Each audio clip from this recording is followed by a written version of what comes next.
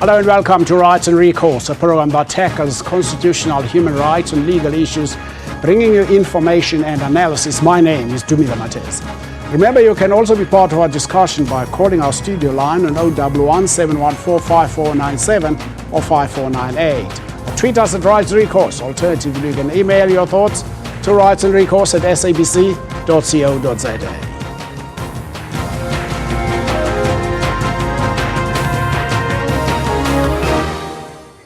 In a letter from Tazewell Prison to Mrs. Lumumba, Patrice Lumumba wrote, and I quote, "The only thing which we wanted for our country is a right to a worthy life, to dignity without pretense, to independence without restrictions.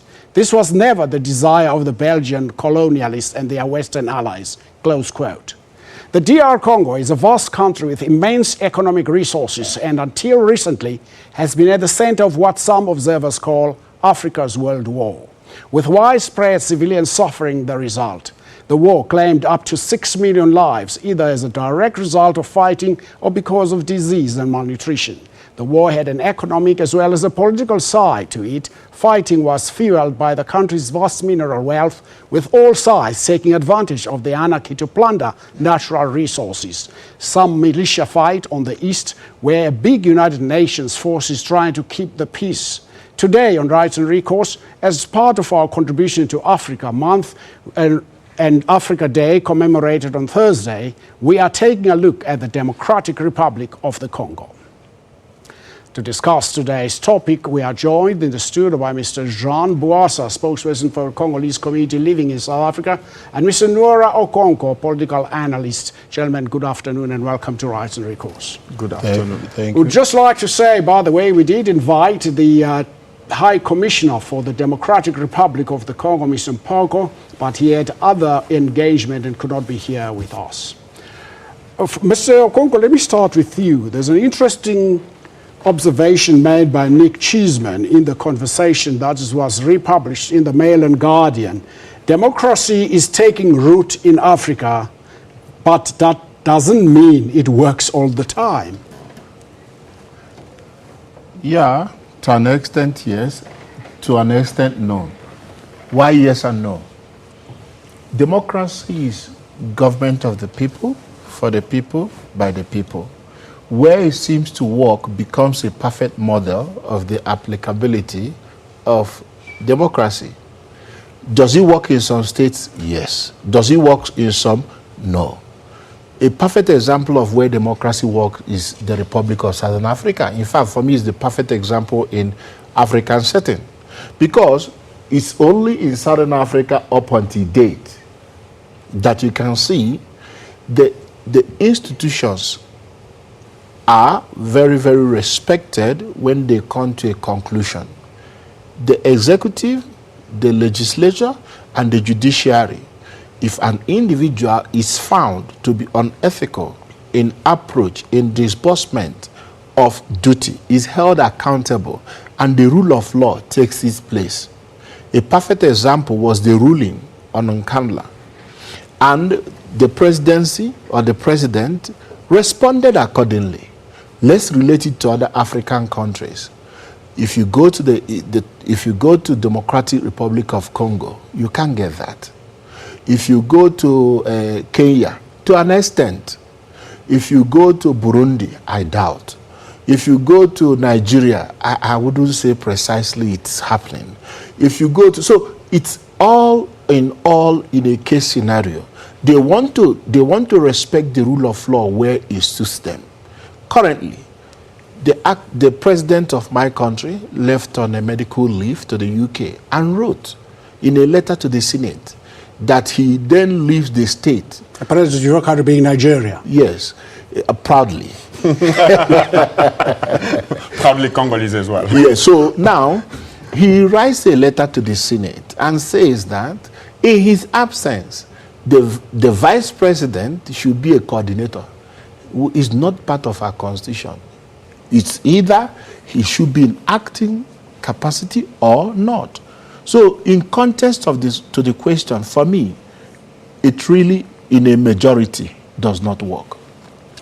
Jean, I've learned a great deal reading about the Democratic Republic of the Congo, a very exciting region to study and to read about. I've read something that says the Congolese government has never had a successful succession of leaders since the days of Patrice Lumumba.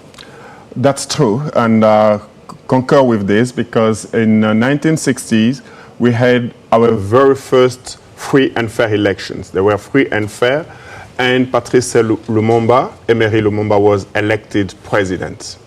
But what happened?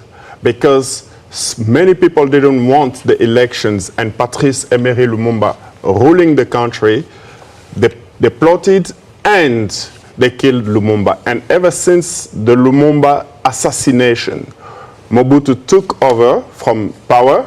And from Mobutu, we had Laurent Désiré Kabila, who was coming with the Rwandese, the Ugandese, and they chased President Mobutu, who went to die in Morocco.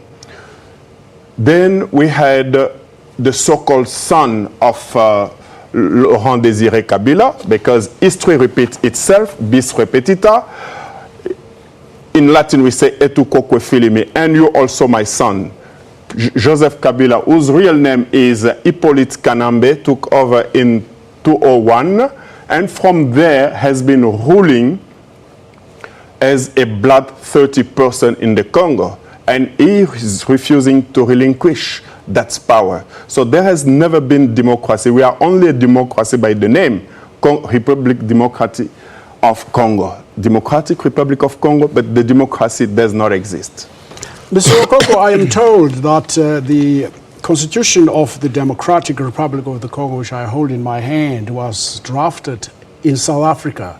And one would have thought that the Democratic Republic of the Congo would be a constitutional democracy rather than a presidential or a parliamentary democracy. Well, for every democracy is peculiar to the nation.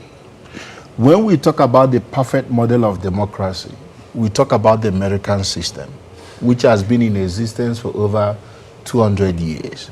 Now, if the Democratic Republic of Congo, which was a Belgian colonized area, if they decided to draft their constitution outside the shores of their nation and accept it, it is peculiar to them in the acceptance. They say the taste of the pudding is in the eating. Okay, so if it works for them, that's fine.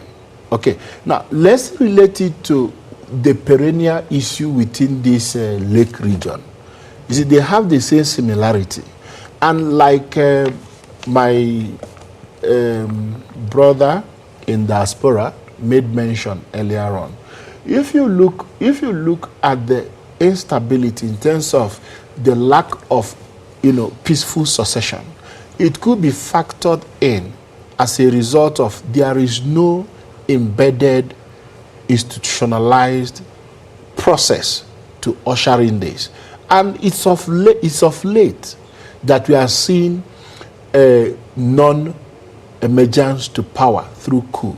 Because Africa is predominantly characterized by coups and counter-coups in rulership to democratic election.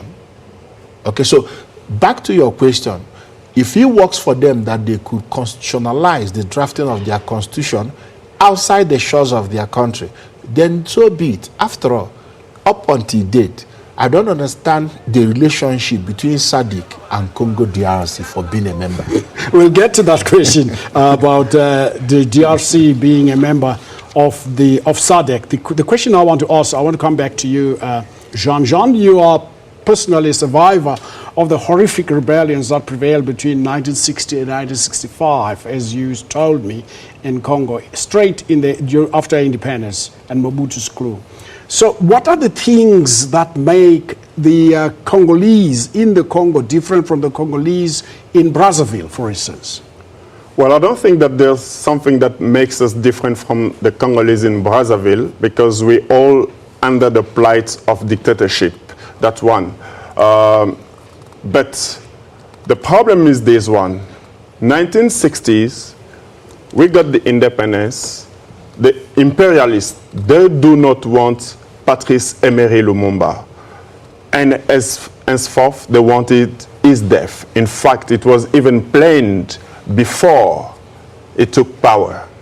So, 1960, they replaced by Mobutu, and Mobutu started killing and assassinating and burning villages and cities where the followers of Lumumba were living. Like in my own province, which is Bandundu, and in the sub-province of Kwilu, where villages were completely burnt out. Same applies today. They're doing exactly the same today. Let me just go back. You say Patrice Lumumba became a president. What's happened to Kasavubu? No, Patrice Emery Lumumba was the prime minister to Kasavubu. To Kasavubu, according to the constitution. But there was a fight of power. Who is more powerful than the other one? Lumumba or Kasavubu? Kasavubu dismissed Lumumba. Lumumba dismissed Kasavubu. And the imperialists, the Belgian, they come in and they brought what we call the secession, where they wanted Katanga to withdraw, to secede. Under the leadership of Moise Chombe.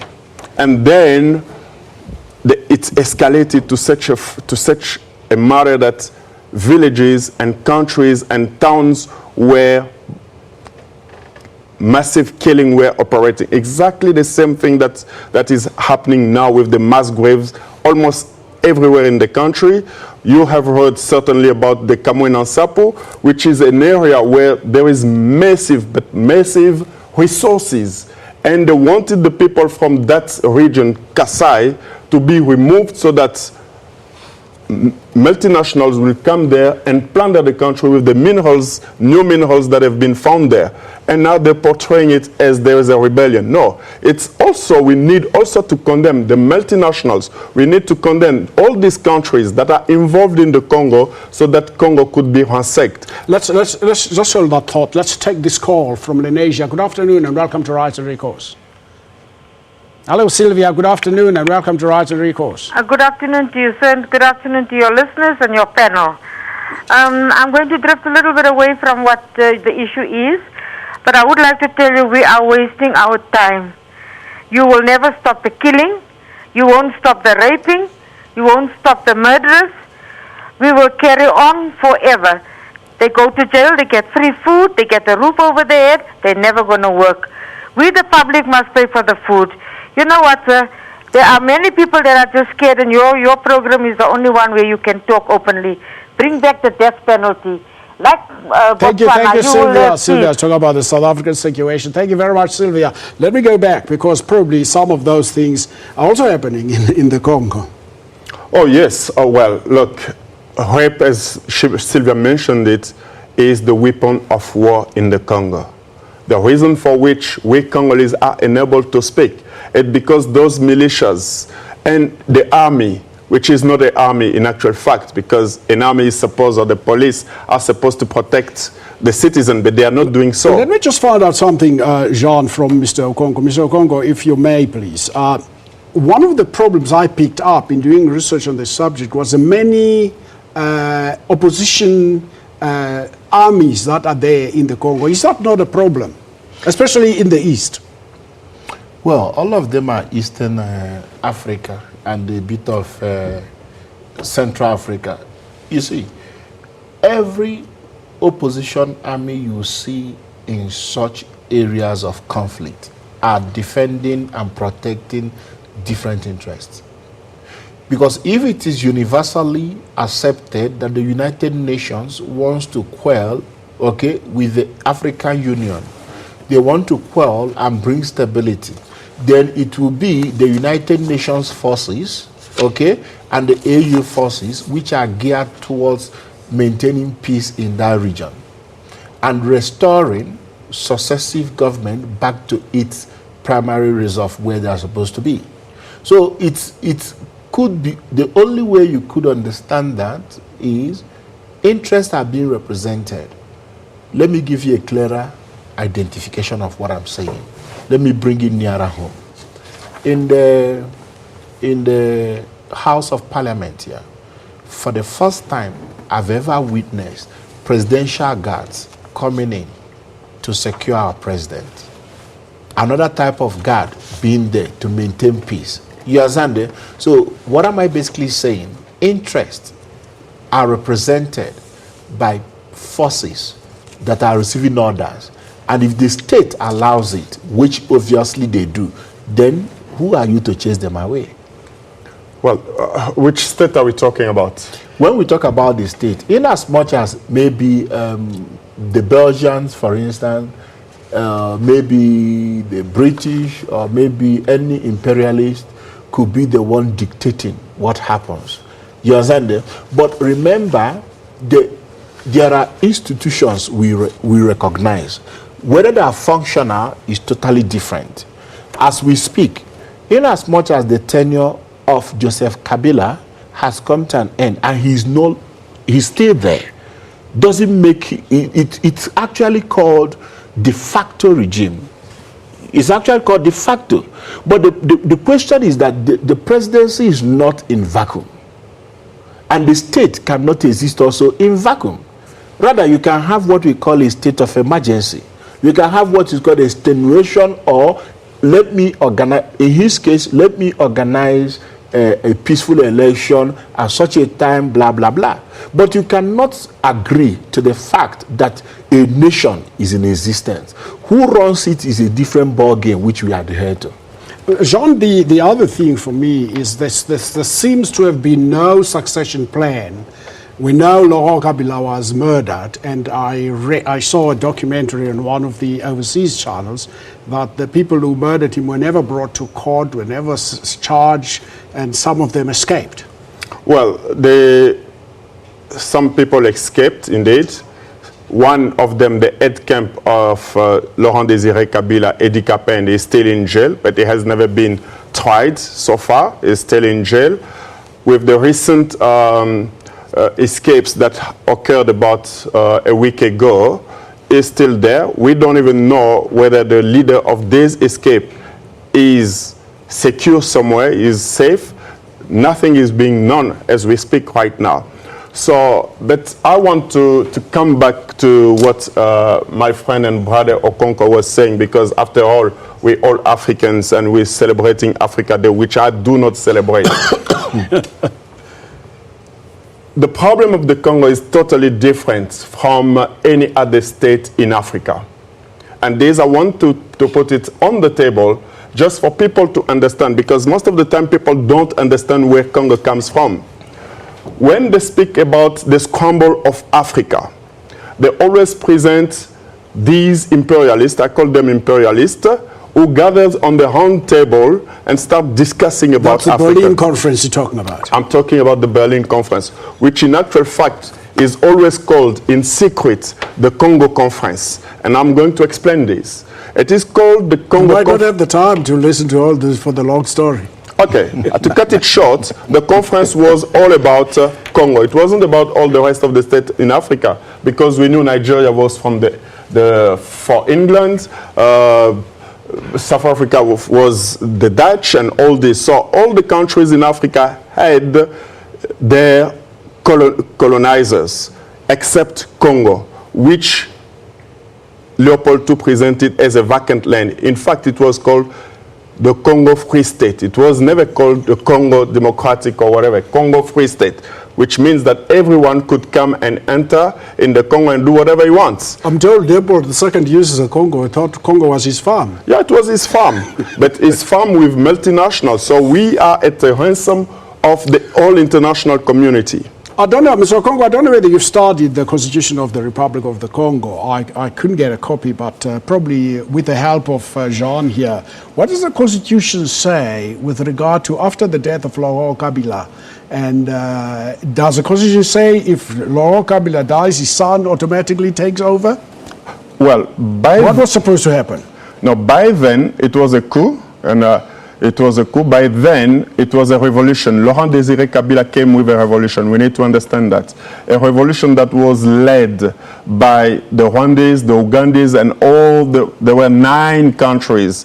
That's why they call it the Africa War, involved in that war since 1996. So there was not a constitution by then. But if we go back to history, we had what we call the perestroika and glasnost. And the Congolese had a round table where they gathered during the national conference. And there are documents, provisions of the law, but people don't want to respect those ones because they're too open to good living conditions for the citizens of the Congo.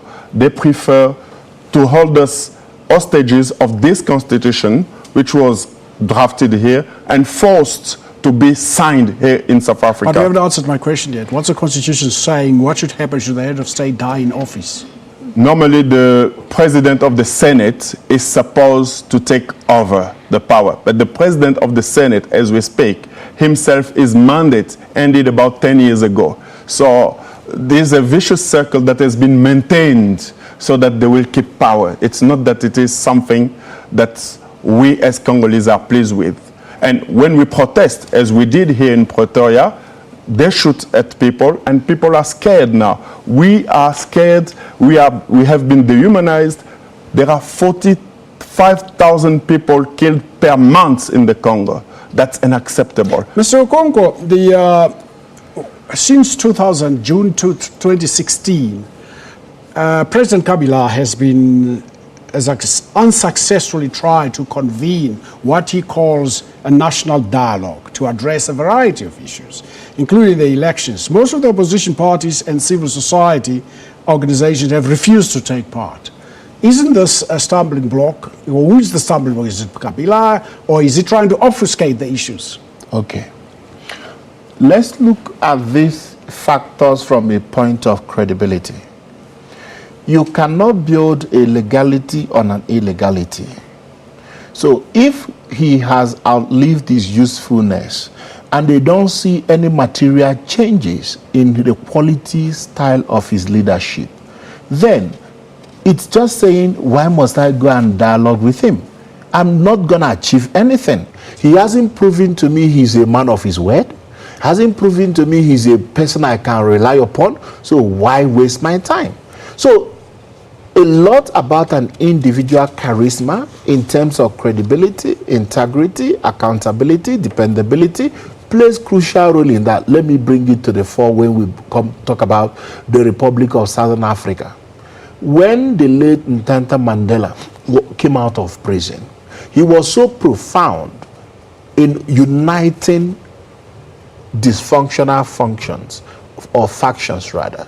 You can see that the national anthem remained the same.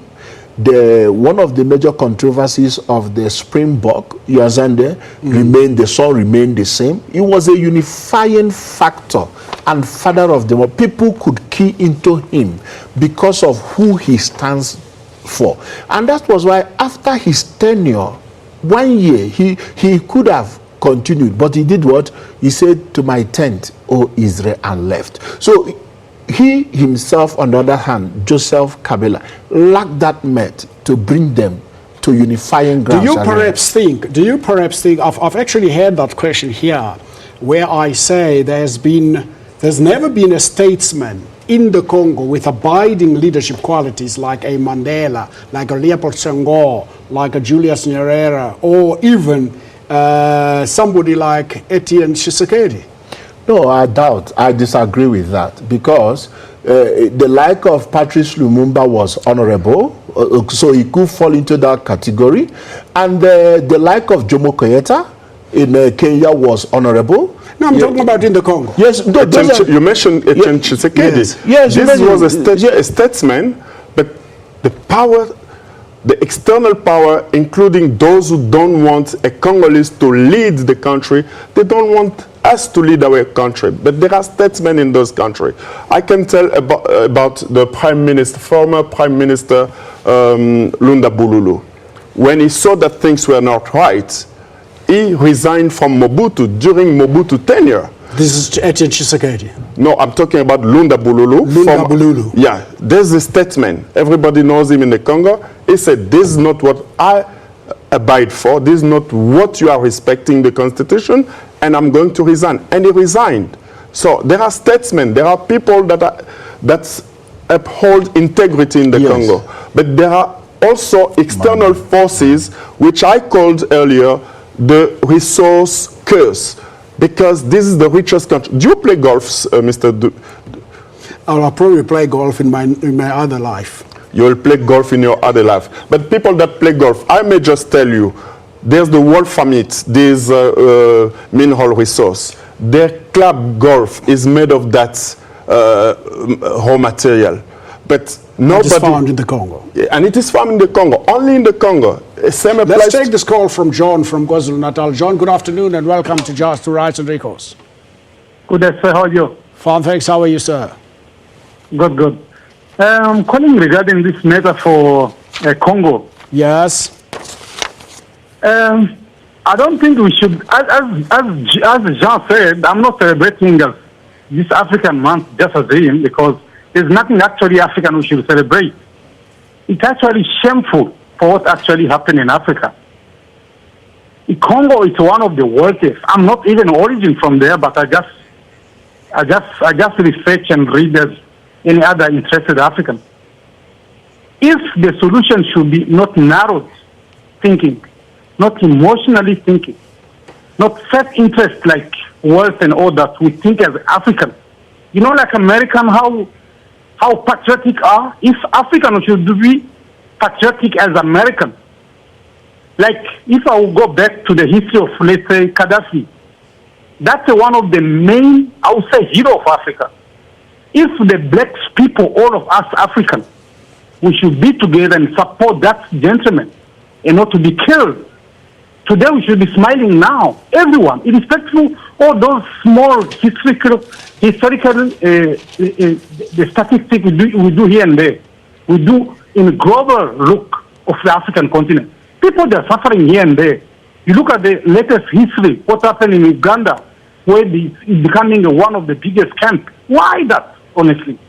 Thank you very much, John. Thank you, John. Thank you, John. Thank you, John. Mr. Okonkwo, at its 25th summit, the African Union adopted the two-term policy for heads of state as part of their Agenda 2063.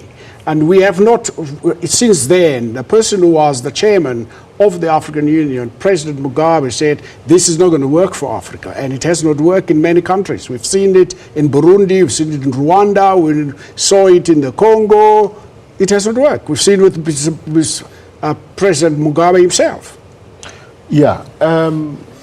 Why should African Union take a decision for sovereign nations in Africa and ratified under a body that is a toothless bulldog?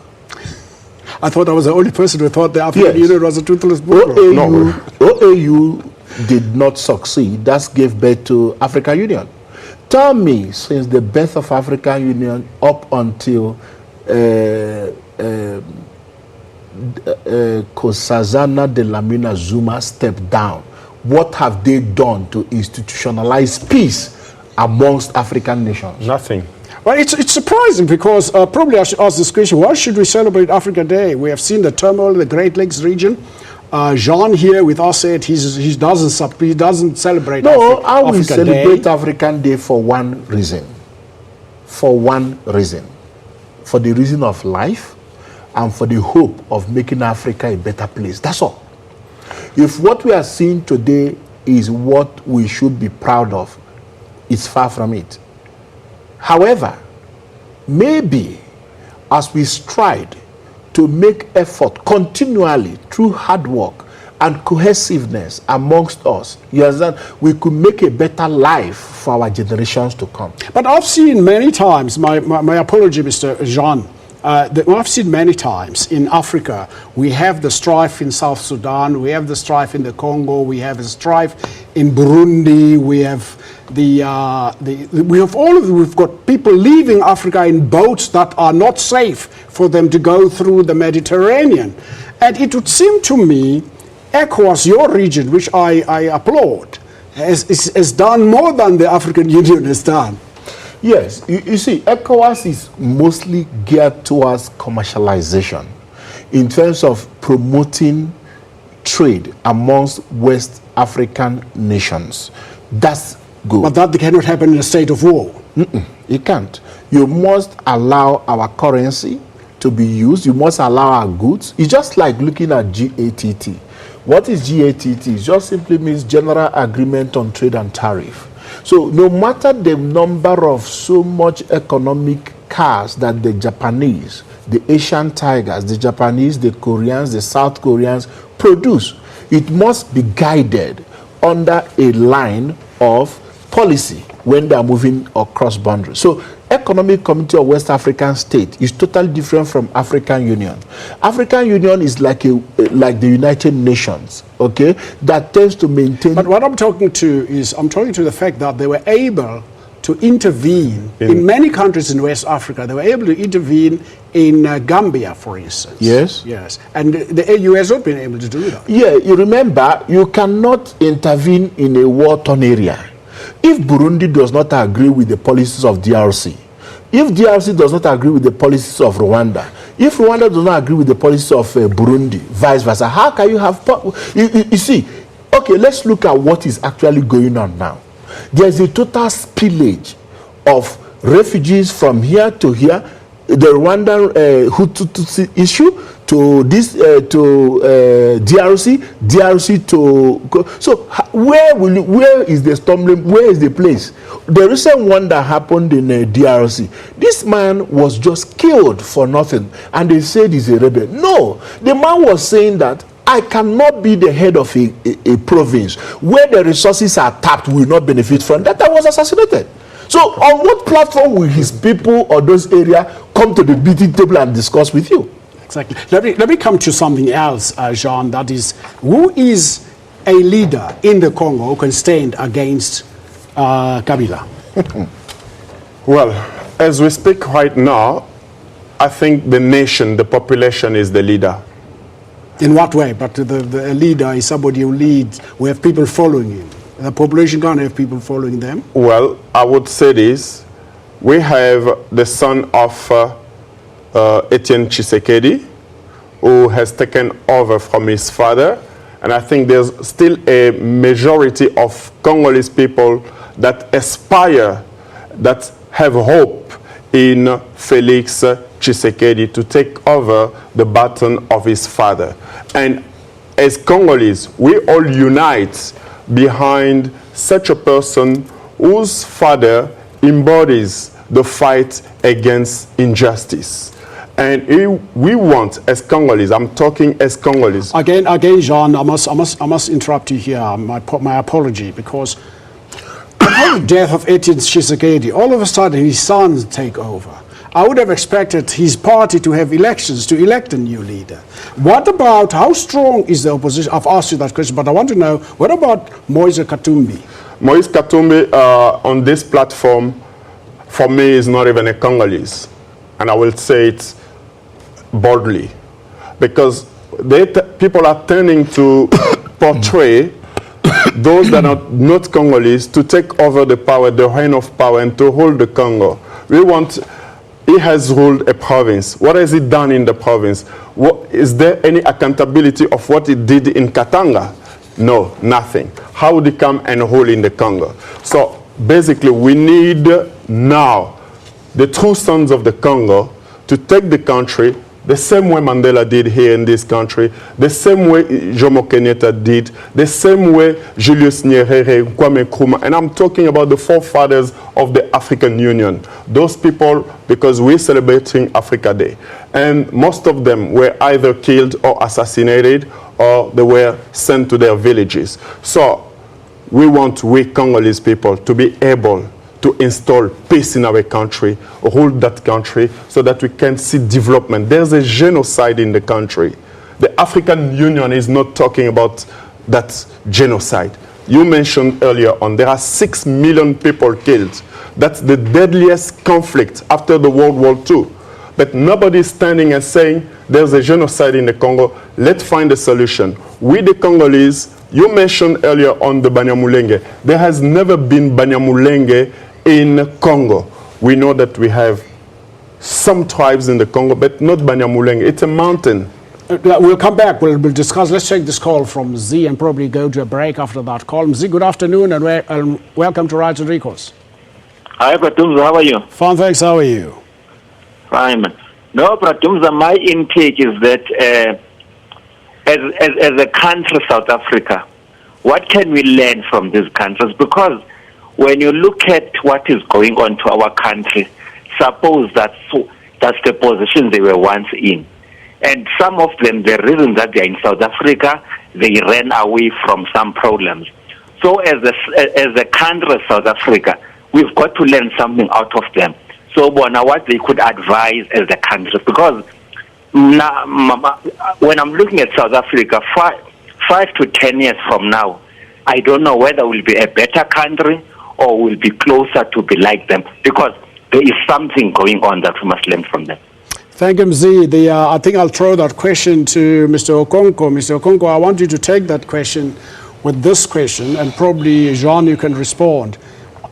If on May 11, 2016, the Congolese Constitutional Court ruled that Kabila could stay in power until he was replaced by an elected successor, which is unlikely to come because he's in power, the question from Zee, what can South Africa learn? There is a constitutional court, but it would seem to me nobody pays attention to the constitutional court, or the judges are either captured. It's a far cry from the setup. Remember, Democratic Republic of Congo constitutional requirements and democracy we are gotten on a different platter.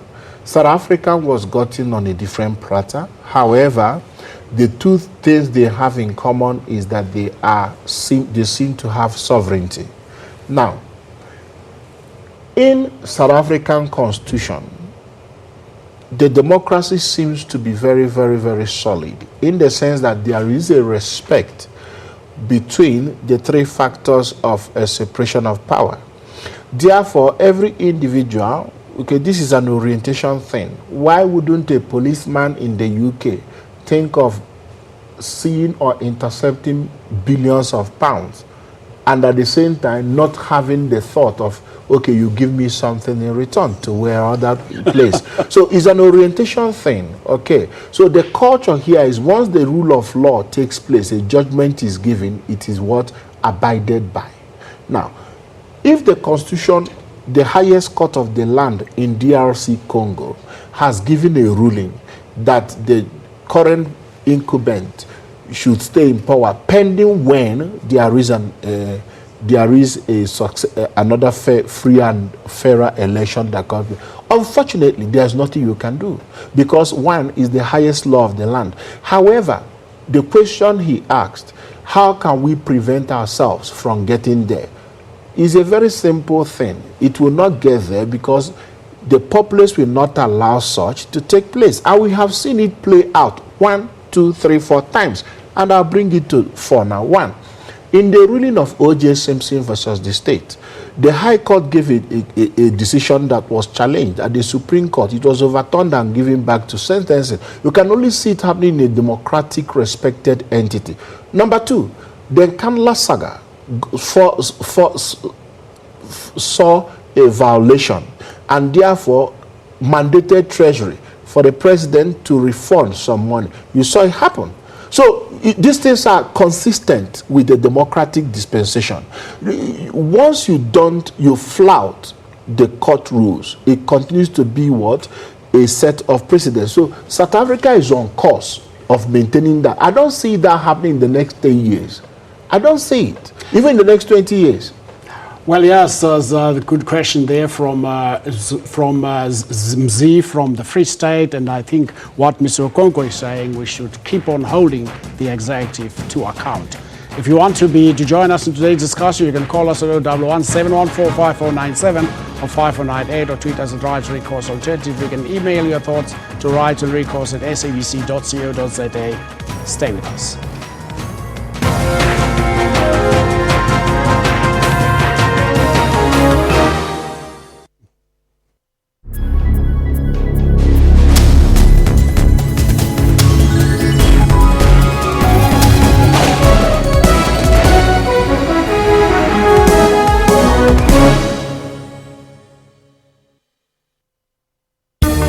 Water-wise, water is an essential need. The scarcity of it could lead to loss of many lives, including livestock, plants, and much more. It requires us to use it sparingly and responsibly in times of need, failing which our taps and sanitation will not function. For more on water and weather issues, stay tuned to News Today, every Friday at 4:45 Central African Time. SABC News, making you water-wise.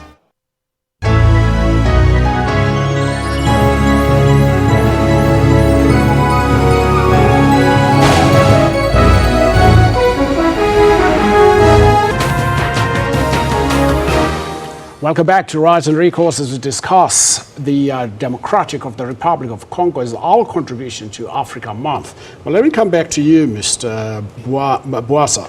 The ruling gives Kabila the legal grounds to extend its mandate beyond December 2016. And this made it very difficult for the international community to address the election day in the DRC, even though neither explain nor justify delaying the elections. Well, it's a laughable matter, and I'm calling it an irony. And the irony is about the Congo. But tapping on this question, and I must tell the listener and the person who asked the question, you must still be happy because you have a sound country where people are holding the executive to account, which is very important and valid. Yet we, as in the Congo, we are unable to do that. And what you can learn from the Congolese people is the fact that when people are not able to protest against their own country, and when they protest, they are being killed. That's the point. And this constitution, sir, the Constitutional Court was called, and that Constitutional Court, there were supposed to be 9 judges, but out of the 9 judges, only 3 had the meeting and decided. The rest, they were not there. I've already said it on this very platform. So it is a coup, a silent coup against the Congolese people whose aspiration is to see Mr. Kabila leave power and let us unite, gather, and if possible, try to create a platform where we're going to hold our own elections. The Constitutional Court, it's corrupt. It's a corrupt one. They are captured, as you said earlier on. No one is free there. Jason K. Stearns writes in an article published recently, says, the DRC is a generous purveyor of African stereotype, from often making it difficult to see the politics through the thickets of hyperbole. This after observing that the killings and beating experience at the time leading to December 19th, when the president was supposed to leave power, he concluded and said, we have seen this before. Well, every nation has its own incessant, unpleasant happenings. Let's look at South Africa. Within the last 2 months, how many corpses of females have been murdered? You understand? Let's relate it. That's why when I started earlier on in my analysis, okay, when you are looking at any political setup, you look at its peculiarities, and you can't diverge or dissect it from its historical antecedent. Okay, if you look at how these people got power, they were not yet able to manage the different heterogeneous or homogeneous nations cohesively, with particular specificity to the DRC. Patrice Lumumba was a perfect embodiment of a good leadership for the country. However, that was not what the imperialists wanted, and he was what exited quickly before the coming up of the other people, Mobutu, and also so you'll see, for you to get peace into the region, there are a lot of things that are in the way. One, there is inaccessibility of land, is a very crucial question. Number 2, there is the inappropriate accession to political power. 3, the natural resources is if you want to take it or leave it, it's a crucial factor that you can't do away with. And the lack of infrastructure. In fact, is there infrastructure? Is there? Is there? Let's take this call from Modisa from the Northwest, probably our last call today. Modisa, good afternoon and welcome to Rights and Recourse. Afternoon, Dumile. Yes. Yeah, you see, the problem because I've stayed in Congo for almost 5 years. What I can tell, and this is my problem that I've been having in Congo. Congo, to many countries, it appears like a cake now, which is shared by everyone. But the key question is the biasness of the United Nations.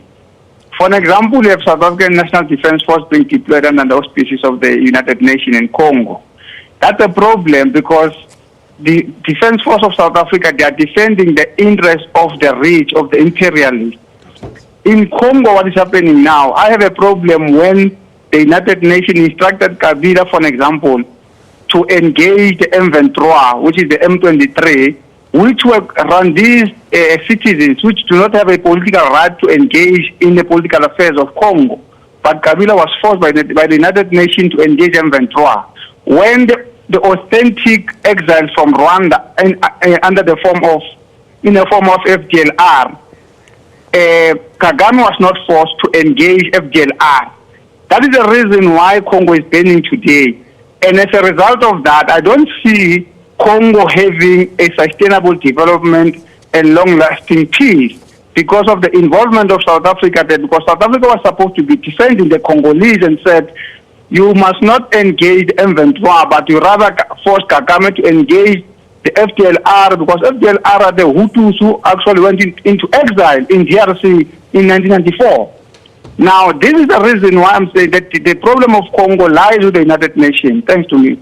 Thank you very much. You gave a great deal of light on certain issues, because I wanted to ask the issue of the M23, which he called in a French equivalent to what we know as an M23. What's going on there? And what's the FD? What's the other one? It's M23. I spoke earlier about the many liberation movements in that part of the world. Well, these many liberation movements that you are calling many liberation movements are not liberation movements. These are invaders from Rwanda, Uganda, and the multinationals. I can just name some of the multinationals that are even here in South Africa. Anglo Gold Ashanti, Hand Gold, they are in the eastern side of the Congo, in Kisangani, Isiro, where they have signed contract of 40%, but Congo has only 10% of that. And there are planes leaving some of the countries, Kigali to the area, because Mr. Okonkwo said there are no infrastructure. Yes, that's true. There's no infrastructure in the Congo because the plane leaves here, lands in Kigali, and Kigali straight to the mining area. And as he mentioned it's an hypocrisy from the international community to hold the Congolese hostage. We Congolese, we say we are human like any other human in this world. And we want peace, we want freedom, we want to have access to education, to health care, and we want to unite. We are united. In other words, you are saying, Mr. Boassa, that the fact that there is no infrastructure is done purposely, so that people can use planes to take the wealth of the country out of the country. Exactly, that's what I'm saying. They don't want, and I wanted to call him the boy, the gentleman that is there. Let me be respectful on this platform, Mr. Kabila. He's not even Congolese. Let's say the truth. He's not Congolese. He's from Rwanda, and this is what people are not willing. He has been imposed. But you earlier said also Moise Katumbi is not Congolese. Where is he from? Because he stays in Moise Katumbi is from Zambia. He was a governor of a province there. Well, this is a jungle, and it is a jungle. And Aikwe Ama says the beautiful ones are not yet born in Africa. That's why I do not celebrate Africa Day. But Joseph Conrad also wrote Heart of Darkness. And Congo is the heart of the continent, but not only the heart of the continent, that's the heart of the world and the universe. Our phones, the media that we are using right now, we all depend on the raw materials and minerals that are in the Congo. And in order for people to exploit and to plunder the Congo, they must maintain the violence. Let's take this call from Rashid from Johannesburg. Rashid, good afternoon and welcome to Rights and Recourse. Hello, Rashid. Is Rashid Hello, there? how are you? Fine, thanks. Are you going to speak louder, Rashid? Hello, how are you? Yes, we are okay, Rashid. How are you? Yeah, you are speaking to Rashidi. I'm commenting about the Congo. Go ahead. Yeah, my gentleman on your side is right by saying that those people, they are not a liberation movement. Those people, they are evenders. I know a place like Isiro, I know Aru, I know I'm a South African. But those people, as I was there, I see those people, they just come to destroy Congo. If it can be good, those people, they must move out of Congo and leave the problem of Congo to Congolese. No. As I see Congo with my own eyes, is paining me very much, and it's paining me very much. I'm also thinking of carrying a gun and go and fight for Congolese in Congo. Thank you very much, Rashid. Thank you very much. We are not going to encourage violence on this show. Mr. Okonkwo, the question is, where do we go from here? Well,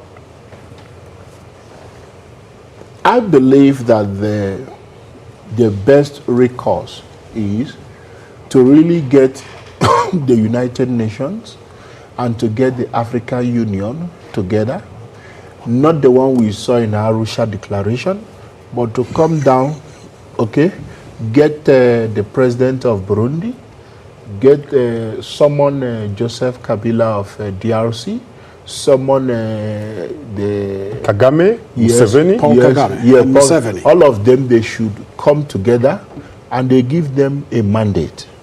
They want transparency, they want accountability, they want to make sure that the government of today is not anarchical or dictatorial, but a government of the people, for the people, and by the people. And we should stand on it. And they keep in key things and tell them, guys, if this is not going to happen, you will not get this, you will not get that, you will not get that. Unfortunately, Congo do not have the expertise to tap their natural resources. You understand? So these are done by imperialists to come. So when they have that in place and they sign a ratified MOU to that effect and then go there, let me give you an instance. In the next 10 years, if that is adhered to, then a lot of immigrants outside will start returning home.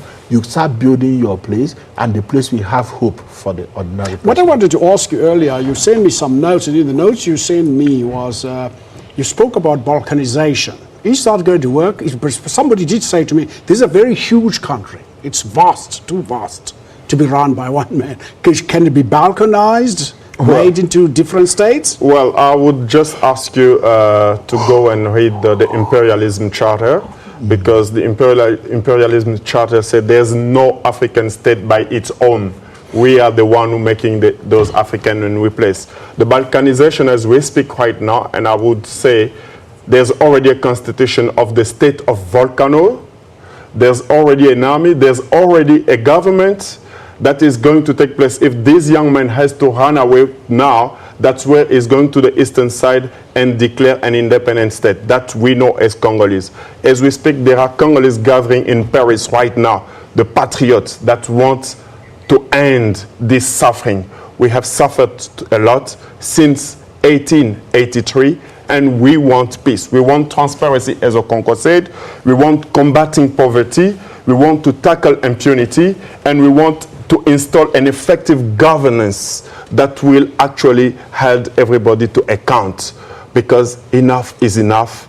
And I don't concur for violence because I'm a product of violence, but I want peace in my country, and every Congolese wants peace in his country, so that we will have development, and that development will tackle all the African countries. You have a problem of water in Cape Town, but there's millions and millions of water and rivers in the Congo that can actually come here if we had sound bilateral relationship and trade relationship. We'll just bring a channel here and you will have water, but this needs proper channels.